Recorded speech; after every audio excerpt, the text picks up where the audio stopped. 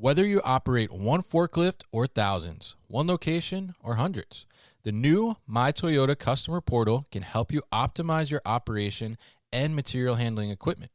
This one-stop, free-to-use platform is designed to help you take control of your information and make smarter decisions, all at the touch of a button. Register and access your data today at my.toyotaforklift.com. That's my.toyotaforklift.com.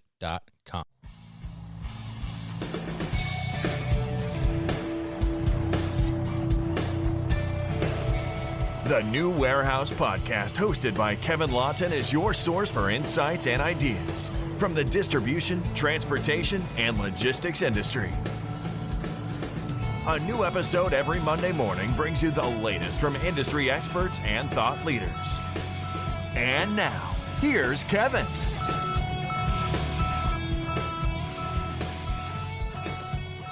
Hey, it's Kevin Lawton with the New Warehouse Podcast here at MODEX 2020, and I have two guests in the booth now. I got Chris Barnes, who is the APICS coach, who I was recently on his podcast talking about APICS and CLTD, and then I have Jason Morin, who is from leanopsolutions.com, and we're going to talk a little bit about lean warehousing, right? And, 3PLs, I think, a little bit. You got some experience with 3PLs? I've got some background with 3PLs, yeah. So Chris kind of roped Jason in here and brought him in. So we're kind of riffing it a little bit. He's the lean guru. He's one of the smartest people I know, specifically in warehousing and lean practices. So. All right, cool. Wow, thanks, Chris. Yeah. So why don't you give us a little bit about your background? Sure.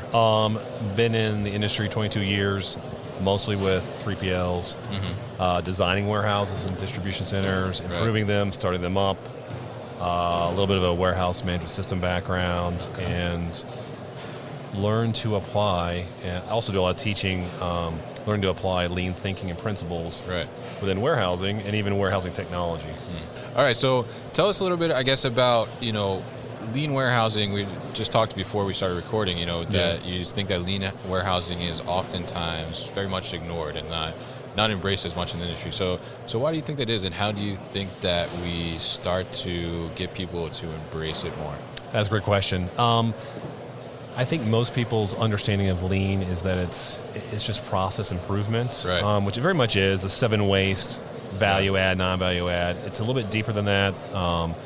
It's very much about thinking and behaviors, learning cycles, one-piece flow, all these other concepts. Great question. How do you embed it more? I think just through education, talking about it. There's a concept called one-piece flow, which comes from manufacturing, comes from Toyota production system. But how do you apply one-piece flow to a warehouse? Right. How do you flow your dock, right? We're all under the impression that a big distribution center needs a big receiving dock. And in some cases they do, but in the lean world, that's waste, right? That's actually that's an unnecessary buffer that hides problems. We want to flow product and connect every single process in the warehouse. You want to have as little inventory as possible. As little inventory as possible. When you have a lot of receiving doors and a big receiving dock, you can have late shipments, you can receive it on the dock, receive it in, stage it, then receive it, check it in later on. Right. With a concept like one-piece flow, we want to flow materials over the dock. I don't need as much dock space. Right. I touch it less, so there's labor savings. So that's one of those principles in lean is applying one-piece flow. Right. Another one I would talk about with technology is you may have heard poke-yoke, right? How do you prevent error prevention? Right. Very much applies to warehousing. Error prevention is not picking an order. Picking an order incorrectly, we don't want to do that. Right. Shipping, leaving something off the truck. It reduces cycle counting, all of that. There's a functionality, I always use an example called count back. What's that? Count back, you'll see it, a lot of these tier 1 WMS providers have this functionality where basically very quickly a picker or order selector will count back what's remaining in a location or maybe on an LPN. It has to be quick. And if it's a pallet of 50 cases, he arrives there, it calls for 2, the system will say how much is left in location. Got it. That individual should put in 48. If he doesn't put in 48 or she doesn't put in 48, they will maybe prompt them again. Right. If they don't get it right, it freezes them up. They call inventory control. They go out there, do a full audit of what's going on. Right. That is very much lean, where we want to catch errors as quickly as they happen at the point of use, right? Rather than downstream. You never want to catch an error all the way downstream, which would be at your customer, right? Right. You preferably don't catch it when it's on the truck or even when it's on the shipping dock. We want to catch it the moment it happens, and that's where an order picker, for whatever reason, may not be their own fault. Maybe something's not labeled correctly, whatever it is. Yeah. They don't pick the right amount on the pallet. That is what I would call a system poke-yoke. Right. And there's design poke-yokes. Like what happens when you, just in general, what happens when you open up the door to your microwave when it's running? It stops. Right? It stops. Yeah. That is a design poke-yoke, right? Yeah. Are people stupid? No, they're not dumb, but we don't think really. We just prop open the door and it shuts it down. That's a design poke-yoke. Same thing. Another example I give people, apparently I'm one of the ones that have ever done this. What happens if you try and pump diesel gas into a non-diesel engine? You pull your car up and you try and pump diesel gas. I don't know. I've never done it. It won't fit. It won't fit, right. You won't be able to pump diesel gas because the nozzle is larger than your gas tank. Again, to prevent somebody from pumping diesel gas. Yeah. It's mistake-proof. Exactly right. That's exactly right, Chris. Mistake-proofing and building that into processes and building the technology. Right. And that's why you see a lot of visual. That's very lean. You see a lot of visual in warehouse technology. So with lean, you see a lot of the tools like 5S, things like that, which are important, but it's also really about fundamentally building in the principles and how you design an operation, how you building it into the technology, mistake proofing, flowing product, making problems visible. Right. Interesting. Okay.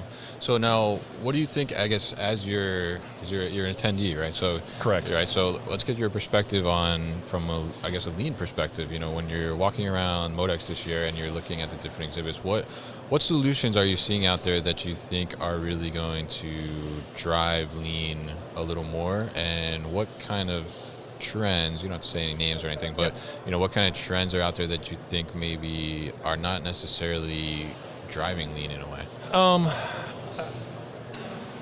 The warehouse industry, we learn obviously early on, the less touches the better. So I think any technology that can streamline a process while still ensuring high quality. Lean is low cost, short delivery time, high quality. One of the technologies, I think it's still early but very promising, is this augmented reality, in which it helps pickers or anybody. You could use it for multiple functions in the warehouse. It helps them. It's a little bit of mistake proofing. Right. It makes their jobs easier, right? It's visual. Lean is very much about visual because human beings are visual. And I forget the stat, but we process visual images much quicker than we do numbers and words. Right. So any technology, I think, that helps make a process more visual, that'll prevent less errors. I think that's very lean. But I've augmented reality, just with the newer generation. Yeah. The video games, the VR, the mixed reality, augmented reality, still new. And but I was just at a vendor and I was really impressed. They have they do voice. They kind of do multimodal voice scanning and AR. Still early, but I think it's got a lot of potential. And I think we'll just see that technology grow and be more integrated into warehouse management systems and other systems.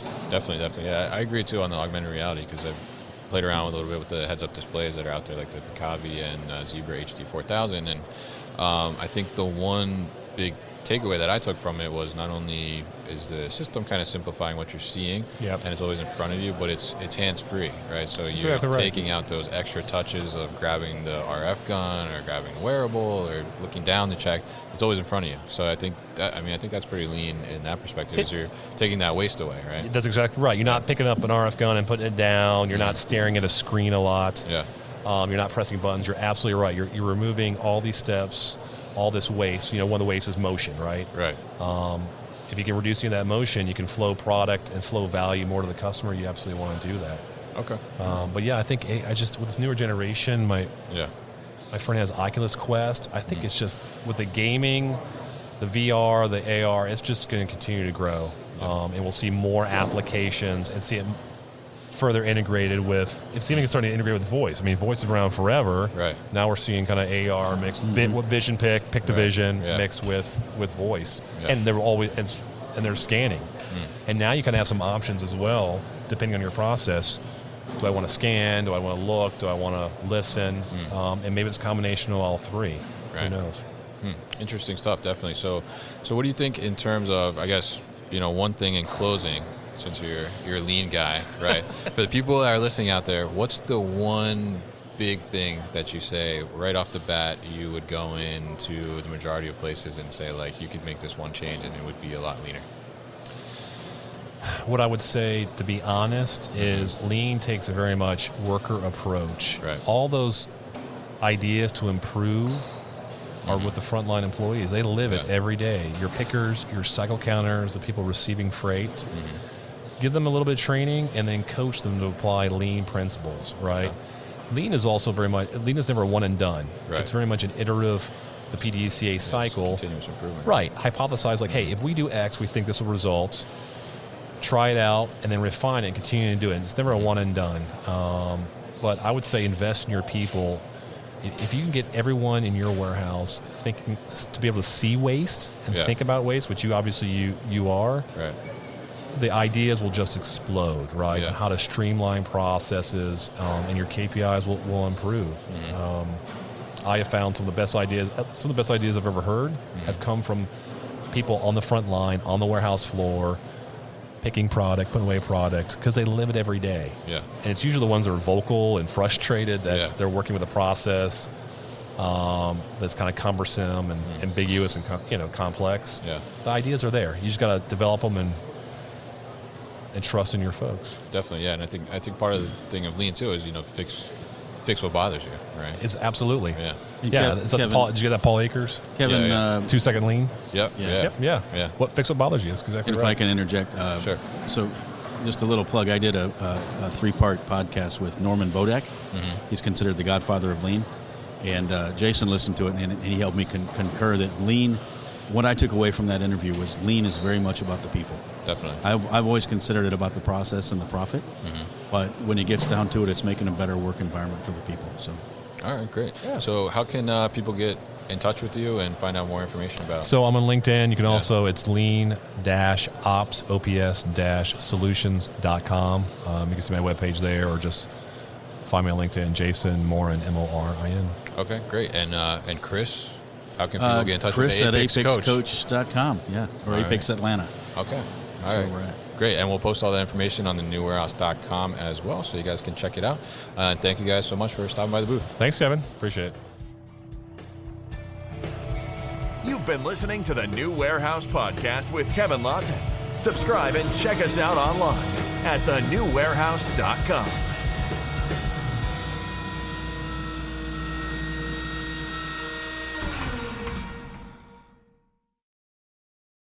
Thank you for listening to this episode.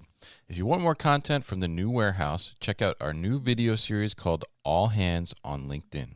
Just search for the New Warehouse on LinkedIn and follow along.